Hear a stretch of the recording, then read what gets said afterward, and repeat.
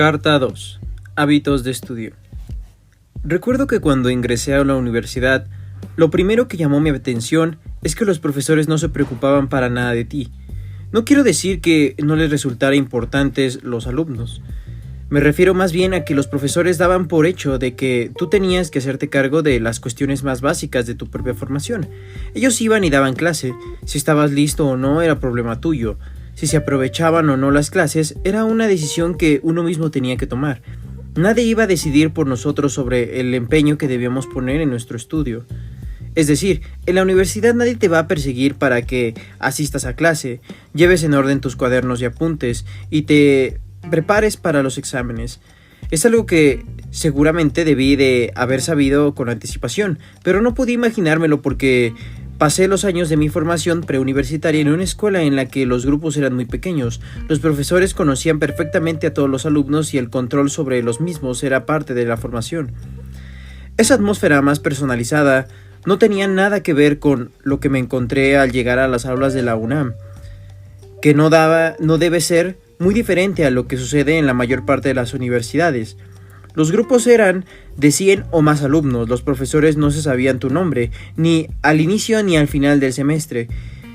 Muchos de ellos ni siquiera pasaban lista y los alumnos competían entre sí, no solamente para obtener la mejor calificación, sino incluso para poder ocupar las bancas, que en ese entonces eran claramente insuficientes para el número de inscritos que había en ciertas materias. En ese ambiente, del todo nuevo para mí, tuve no solamente que adaptarme y conocer bien la manera en que funcionaba la facultad, sino además sacarle provecho desarrollando hábitos de estudio que me permitieran obtener una formación de excelencia. ¿Cómo hacerlo? Eso era la pregunta que me tuvo agobiado durante muchas semanas.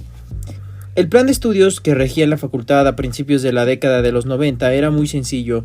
Los alumnos teníamos que cursar 38 materias.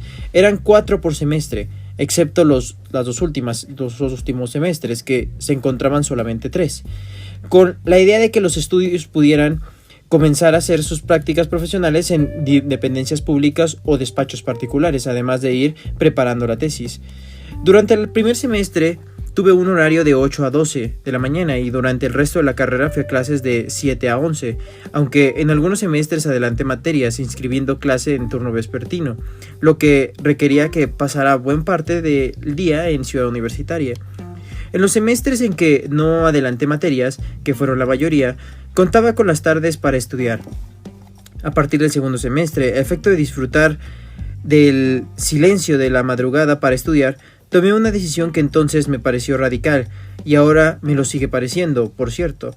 Partí mi horario de sueño, de tal forma que dormía cada día 8 horas, pero en 2 turnos de 4 cada una. En la tarde me dormía más o menos de las 5 a las 9 de la noche. Luego estudiaba hasta la 1 de la madrugada con una breve interrupción para cenar, y me despertaba a las 5 de la mañana para alistarme y salir corriendo a las clases de las 7. No es una regla que funcione para todos, pero a mí me dio buen resultado. Las horas de estudio en la noche eran una bendición. Podía concentrarme a fondo y avanzar mucho en mis pendientes. Quizá desde entonces se haya desarrollado mi costumbre de trabajar hasta altas horas de la madrugada. Se trata de un hábito que conservo hasta el día de hoy, pues procuro sentarme a trabajar cada día a partir de las 10 de la noche y hasta muy avanzada la madrugada. Lo que yo no hago, por razones obvias, es despertarme a las 5 de la madrugada, a menos que tenga que estar en el aeropuerto para tomar un vuelo a las 7.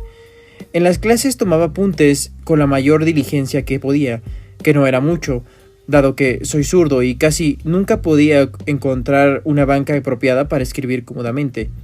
Procuraba nunca faltar a clases, pues me quedaba claro que la asistencia era importante para comprender los temas que conformaban cada materia y para ver cuáles eran los que cada profesor consideraba más importantes. Entre los compañeros nos intercambiábamos los apuntes, de modo que pudiéramos contar con elementos que a veces no habíamos podido notar, por la rapidez con la que exponía el profesor o bien por nuestras propias insuficiencias. Los mejores apuntes siempre fueron los que tomaban las compañeras de clase, bien redactados y ordenados, escritos con una buena letra y siempre completos. Sus cuadernos se convertían en un objeto de deseo a lo largo del semestre.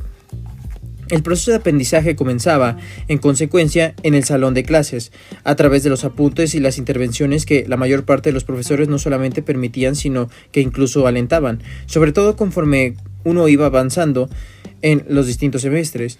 Luego, en casa, pasaba en limpio los apuntes, ya fuera a otro cuaderno especialmente destinado para apuntes en limpio, o bien a archivos de computadora.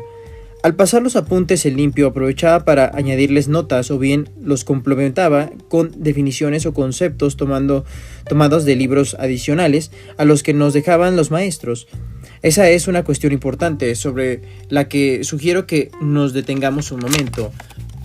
Los buenos maestros no se basaban solamente en los apuntes de clase. Para enriquecer las exposiciones del aula, deben recomendarles a los alumnos una bibliografía complementaria, a fin de que puedan contar con los elementos adicionales que, dada la escasa duración del curso lectivo, no podrán ser vistos en clase, o al menos no con la profundidad que a veces se requiere. Los alumnos, por su parte, deben tomarse esas recomendaciones bibliográficas con toda seriedad, pues el maestro muchas veces confía en que los han leído. Para poder tener acceso a la bibliografía recomendada, tienes dos opciones fundamentales: o bien comprar los libros, los que a veces pueden ser complicado dado su costo económico, o bien consultarlos en alguna biblioteca pública.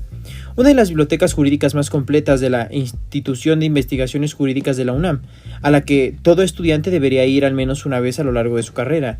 No importa si vives lejos del Distrito Federal, la visita a la biblioteca del instituto es algo que vale la pena y debes intentar hacerla en algún momento a lo largo de tu formación profesional. Ahora bien, debes saber que los profesores siempre recomendamos la bibliografía que nos parece mejor a nosotros. Puede suceder en ocasiones que los profesores recomienden sus propios libros o bien los libros de quienes fueron sus maestros. Es algo natural y no debe verse como ninguna extravagancia. Al contrario, si uno escribe libros es porque aspira a que sean leídos por sus alumnos. Y lo mismo sucede con las escuelas de pensamiento jurídico. Si uno es positivista, analítico o naturalista, es normal que quiera que sus alumnos lean obras afines a la forma en que comprendes el derecho. Sabiendo lo anterior, los estudiantes deben tener entre sus hábitos de estudio la consulta y lectura minuciosa de textos complementarios a los que sugieren sus maestros. Digamos que sugerencias de los profesores configuran una suerte de bibliografías básicas, pero los alumnos deben de hacerse con la mejor bibliografía complementaria que tengan a su alcance. En una carta posterior abundaré sobre estas cuestiones de la lectura, que deben ser tu constante compañera a lo largo de todos los estudios jurídicos. Los libros son muy importantes, pero representan solamente una parte dentro del universo de información que puedes y debes consultar a lo largo de tu carrera. Otra parte importante la podrás encontrar en las revistas jurídicas, muchas de las cuales se pueden consultar por internet. Por ejemplo, el Instituto de Investigaciones Jurídicas de la UNAM publica varias de las prestigiosas revistas jurídicas de América Latina, algunas de las cuales tienen décadas de existir. También es muy reconocida la revista de la Facultad de Derecho de México, publicada por la UNAM. En materia de teoría y filosofía del derecho debes buscar y consultar con frecuencia revistas como Insomnia o Doxa, impulsadas desde México y Alicante por Rodolfo Vázquez y Manuel Atienza, respectivamente. A nivel internacional hay publicaciones periódicas muy prestigiosas, cuya lectura seguramente podrá enriquecer tus conocimientos. Dos de los mejores las puedes encontrar, por ejemplo, en www.harvardlawreview.org o en www.yalejournal.org. Las revistas tienen la ventaja de ofrecer materiales en los que se profundiza en ciertos temas, se ofrecen perspectivas muy novedosas o se comentan sentencias recientes. A veces la materia que contienen las revistas es más fresca y actual que lo que se puede encontrar en los libros. En México, infortunadamente no hay mucha cultura hemerográfica, lo que hace que las revistas jurídicas sean poco consultadas. Sin embargo, te aconsejo que busques algunos que te parezcan interesantes porque pueden contribuir decisivamente a mejorar el aprovechamiento académico que hagas de tu carrera. La lectura de las revistas, al igual que la lectura de los libros, debe formar parte de tus hábitos de estudio. Para resumir, algunas de las cuestiones mencionadas procedemos señalando los siguientes puntos. A. La asistencia a clases en la universidad por regla general depende de cada alumno, pero te recomiendo enfáticamente que no faltes. Nada puede sustituir como punto de partida de tu aprendizaje la guía que tus profesores que te darán en clase. B. Intenta tomar buenos apuntes en clase, los cuales pueden ir complementados con las notas de otros compañeros y con las materias adicionales que vayas reuniendo y analizando por tu parte. Con cierta periodicidad, idealmente deberás de hacerlo a diario. Pasa un tiempo, pasa limpio tus apuntes, es una forma fabulosa de repaso y una magnífica oportunidad para complementar lo que expuso el profesor. C. Pídele a tus profesores bibliografía complementaria de la materia que imparten, pero no solamente te quedes con ella, debes buscar materiales adicionales que te permitan tener la visión más amplia que sea posible en los cursos que estás tomando. Arma tu propia bibliografía, en la que debes procurar que figuren textos de otros países. Consulta con la regularidad las revistas jurídicas que se publican en México o en el extranjero. Muchas de ellas están disponibles en textos completos en Internet y puedes acceder a ellas de manera gratuita.